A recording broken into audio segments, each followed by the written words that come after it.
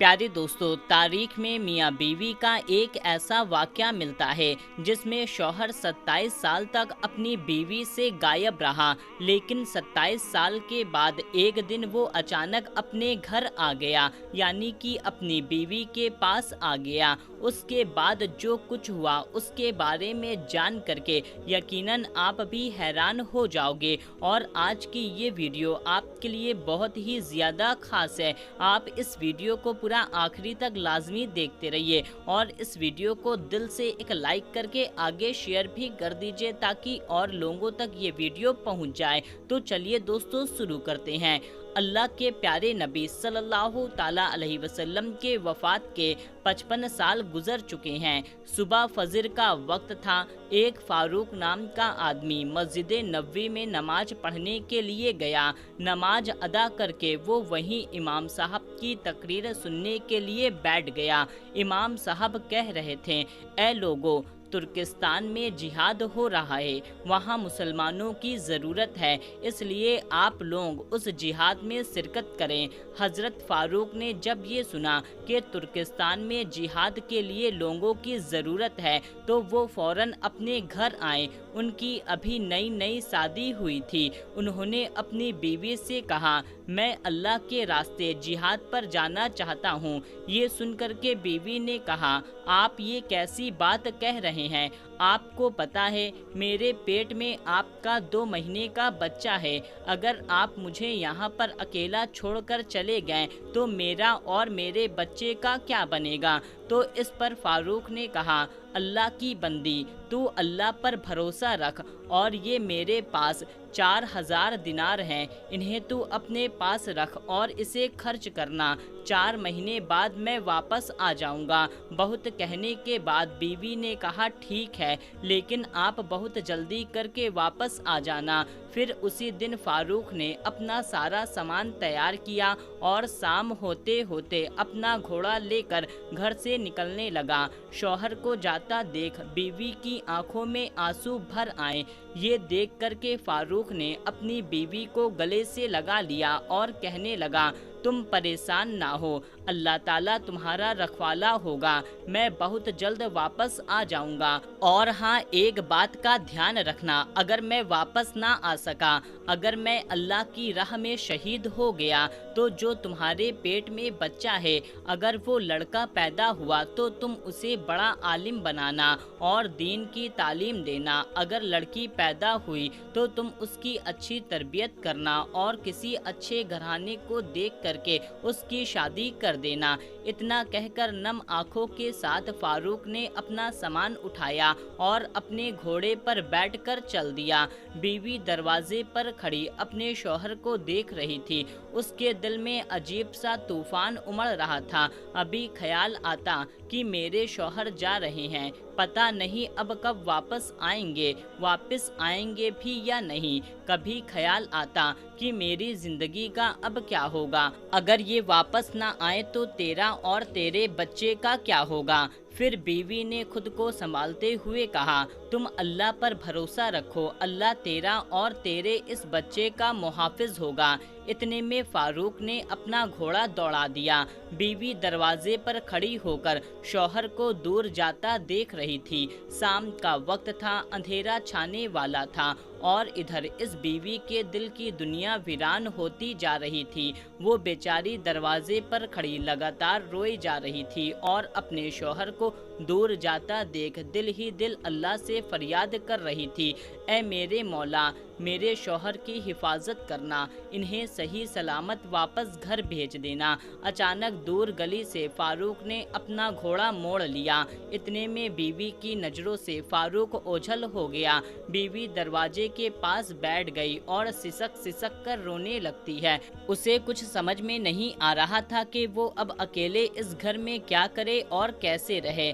फिर दिन गुजरते गए। एक दिन गुजरा, एक हफ्ता गुजरा, एक महीना गुजरा और इस तरीके से 4 महीने भी गुजर गए। बीवी बेचारी इंतजार में बैठी थी। यहाँ तो 4 महीने भी गुजर गए हैं और उन्होंने वादा किया था कि वो 4 महीने के बाद वापस आ जाएंगे, इसलिए अब बहुत जल्द मेरे शौहर मेरे घर में वापस आ जाएंगे और मेरी ज़िंदगी फिर से खुशियों से भर जाएंगी। लेकिन फिर ऐसा करते करते 1 साल का वक्त गुजर गया, लेकिन उसका शौहर वापस नहीं आया, उनकी कोई खबर भी ना मिली। फिर कई साल गुजर गए। वो बेचारी बीवी हर रोज हल्की सी आहट सुन करके दरवाजे की तरफ भागती, शायद मेरे शौहर वापस आ गए हैं। लेकिन दरवाजे पर पहुंचकर मालूम होता अभी तो उनकी किस्मत में जुदाई ही लिखी है। बीवी बेचारी इंतजार करती रही और मदीने से हर आने जाने वालों से पूछती रही, क्या तुम्हें मेरे शौहर फारूक के बारे में कुछ पता है? लेकिन सबसे एक ही जवाब मिलता, हमारे पास में फारूक की कोई खबर नहीं है, वो कहाँ पर है, किस हाल में है। इस तरह से करते करते 10 साल का वक्त गुजर गया। अब तो उम्मीद भी टूट चुकी थी। बीवी ने समझ लिया शायद मेरे शौहर अल्लाह की राह में शहीद हो गए हैं, अब इस दुनिया में उनसे मिलना नसीब नहीं होगा, इसलिए अब जन्नत में ही उनसे मुलाकात होगी। इस बीच फारूक के घर में एक लड़के की पैदाइश हुई थी। माँ ने उस बच्चे को बहुत अच्छी तरबियत दी और उसे एक बड़ा आलिम बनाया। जमाना गुजरता चला गया। शौहर को गए हुए 27 साल का वक्त गुजर चुका था। उनके वापस आने की अब कोई उम्मीद भी नहीं बाकी थी। लेकिन एक रात ऐसी भी आई कि फारूक तुर्किस्तान से अपने घर की तरफ लौटने लगा। आज से 27 साल पहले जब फारूक यहाँ से जिहाद पर गया था तो उस वक्त ये जवान मर्द की तरह था, लेकिन जब ये वापस आ रहा था तो बूढ़ा हो करके हड्डियों का ढांचा बन चुका था। फारूक को अपने बीवी बच्चों की याद सता रही थी, इसलिए अपना घोड़ा दौड़ा दिया और मदीने की तरफ चल पड़ा। हर कदम पर फारूक के दिल में एक ही ख्याल आ रहा था कि पता नहीं मेरी बीवी जिंदा भी है या नहीं, मेरे जाने के बाद मेरे घर में कोई बच्चा पैदा हुआ भी या नहीं, पता नहीं अब मेरा घर मदीने में मौजूद होगा या नहीं, मेरी बीवी ने उसे बेचकर कहीं और रहना तो नहीं शुरू कर दिया, क्योंकि 27 सालों का वक्त गुजर चुका है। इसलिए ये सारे सवाल फारूक के दिमाग में बार बार घूम रहे थे। रात के अंधेरे में उनका घोड़ा मदीने की तरफ दौड़ता जा रहा था। रात के 3 बज चुके थे। फारूक का घोड़ा मदीने में दाखिल हो गया। हर तरफ सन्नाटा ही सन्नाटा था, लेकिन फारूक के दिल में एक तूफान बरपा था। हजारों साल से जो फारूक को परेशान कर रहा था कि पता नहीं मेरी बीवी जिंदा भी है या नहीं। फारूक ने अपने घोड़े की रफ्तार धीमी कर ली और वो खामोश लफ्जों के साथ आहिस्ता आहिस्ता अपने घर की तरफ बढ़ने लगा। चलते चलते अपने घर के पास पहुंच गया।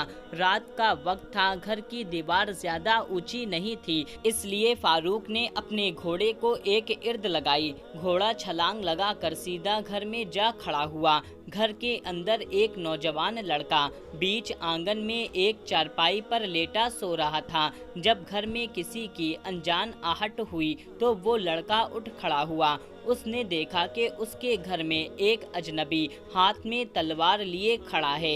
ये देख करके उस लड़के ने ये समझ करके घर में कोई चोर आ गया है, इसलिए वो तेजी से उसने फारूक के गिरेबान को पकड़ लिया और कहने लगा, तुम कौन हो? तुम्हारी हिम्मत कैसे हुई मेरे घर में आने की?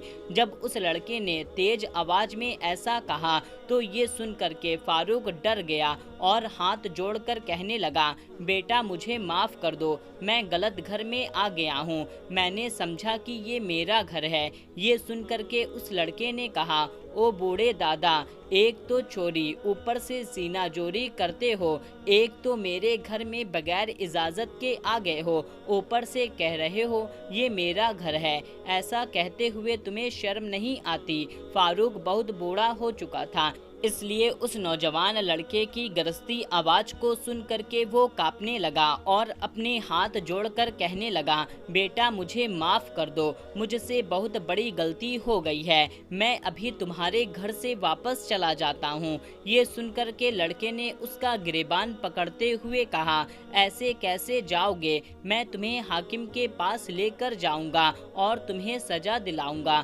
ताकि तुम दोबारा किसी मुसलमान के घर में घुसने की हिम्मत ना कर सको। उसकी आवाज को सुन करके माँ भी उठ गई और वो पर्दे की आड़ में कहने लगी, अरे बेटा इतना बूढ़े इंसान को छोड़ दो, गलती हो गई है, इन्हें माफ कर दो और जाने दो। लेकिन लड़के ने कहा, नहीं माँ, मैं इसे नहीं छोड़ूंगा और ना ही जाने दूंगा। इतने में शोर शराबा सुन करके आसपास के लोग भी जमा हो गए और हजरत इमाम अली भी वहां पर आ गए। हजरत इमाम अली को आता देख करके सारे लोग पीछे हट गए। इमाम अली ने आगे बढ़ करके पूछा, दादाजी आप कौन हो और इस तरह से रात में किसी के घर में कैसे घुस आए हो? तो ये सुन करके हजरत फारूक ने जवाब दिया, मैं बूढ़ा हो चुका हूँ, मेरी नज़र कमज़ोर हो चुकी है, इसलिए मुझसे ये गलती हो गई है, मैंने समझा शायद ये मेरा ही घर है। हजरत इमाम अली ने पूछा, आपका नाम क्या है और आप कहाँ के रहने वाले हो? मदीने के तो नहीं लगते। तो ये सुन कर के फारूक कहने लगे, बेटा मैं मदीने का ही रहने वाला हूँ और आज से 27 साल पहले मैं तुर्किस्तान जिहाद पर चला गया था और आज ही वापस लौटा हूँ। मेरा नाम फारूक बिन अब्दुल रहमान है। घर के अंदर से फारूक की बीवी सारे झगड़े को खामोशी से सुन रही थी, लेकिन जैसे ही उसने ये सुना मेरा नाम फारूक है, उसने घर के छत की खिड़की को खोल करके अपने शौहर को देखा। बीवी को अपने शौहर के बूढ़े चेहरे में जवान चेहरा नजर आने लगा। ऐसा लग रहा था जैसे जमाना करवट बदल कर 27 साल पहले पीछे चला गया है। जिस वक्त फारूक अपनी बीवी को छोड़कर जिहाद पे जा रहा था, वो सारा का सारा मंजर बीवी के आंखों के सामने आ गया। शौहर को देखते ही बीवी ने चीखते हुए अपने लड़के राबिया से कहा, ए राबिया इस आदमी के गिरेबान को छोड़। राबिया ने घबरा कर अपनी माँ की तरफ देखा। माँ ने कहा, बेटा तुझे पता भी है ये कौन है? राबिया ने कहा, माँ मुझे नहीं पता ये बूढ़ा आदमी कौन है। माँ ने कहा, बेटा ये तेरा बाप है, ये तेरा वही बाप है जिनके बारे में हर रात तू मुझसे पूछा करता था कि अम्मी जान मेरे अब्बा कहाँ हैं और वो वापस कब आएंगे। इतना सुनते ही राबिया ने अपने बाप के कदमों पर गिर पड़ा और बाप को पकड़ के रोने लगा। फारूक ने अपने बेटे को गले से लगा लिया। फिर बाप बेटा एक दूसरे से मिल करके बहुत देर तक रोए। फिर फारूक अपने बेटे के साथ घर के अंदर चले गए। उस वक्त सुबह के 4 बज चुके थे। 1 घंटा बातों में गुजर गया था। इतने में फजर की अजान होने लगी। फारूक ने अपनी बीवी से पूछा, जिहाद पर जाते वक्त मैंने तुमको 4000 दिरहम दिए थे, तुमने उनका क्या किया? तो बीवी ने कहा, वो महफूज रखे हैं, पहले आप मस्जिद में जा कर के नमाज तो पढ़ कर के आए। हजरत राबिया पहले ही मस्जिद में जा चुके थे। फारूक थोड़ी देर से मस्जिद में पहुंचे तो देखा कि मस्जिद में एक बहुत बड़ा मजमा है। फारूक पीछे खड़े होकर जमात के साथ फजर की नमाज पढ़ने लगे। फिर नमाज के बाद वो क्या देखते हैं, इमाम साहब अपनी जगह पर घूम कर बैठे हुए हैं और बड़े बड़े उल्मा इकराम उनको घेर कर बैठे हुए हैं और फिर इमाम साहब लोगों को हदीस का दर्स देने लगे। फारूक की रोशनी कमज़ोर हो गई थी, इसलिए वो इमाम साहब को पहचान नहीं पाए और पीछे ही बैठकर लोगों के साथ हदीस का दर्स सुनने लगे। जब दर्स मुकम्मल हो गया तो फारूक ने बगल में बैठे एक आदमी से पूछा, भाई इतना बड़ा आलिम मुहद्दिस कौन है जो इतने सारे लोगों को हदीस पढ़ा रहा है? उस आदमी ने कहा, आप इन्हें नहीं जानते हो? उस आदमी ने कहा, लगता है आप मदीने में नए नए आए हो। ये सुनकर के फारूक ने कहा, हाँ बेटा, मैं आज ही मदीने आया हूँ। फिर उस आदमी ने कहा, यहाँ इस वक्त सबसे बड़े आलिम राबिया हैं। फारूक ने पूछा, इनके बाप का क्या नाम है? तो उसने बताया, इनके बाप का नाम फारूक है, जो आज से 27 साल पहले अल्लाह की राह में जिहाद के लिए चले गए थे और शायद वहीं पर शहीद हो गए।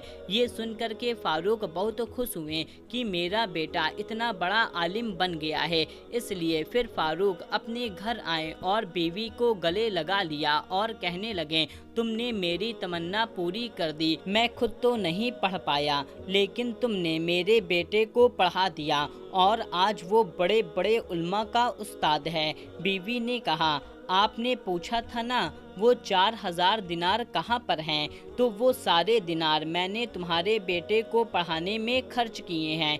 ये सुनकर के फारूक ने कहा, बेगम, तुमने मेरे पैसे हकीकत में बर्बाद नहीं किए, बल्कि तुमने मुझे आबाद कर दिया।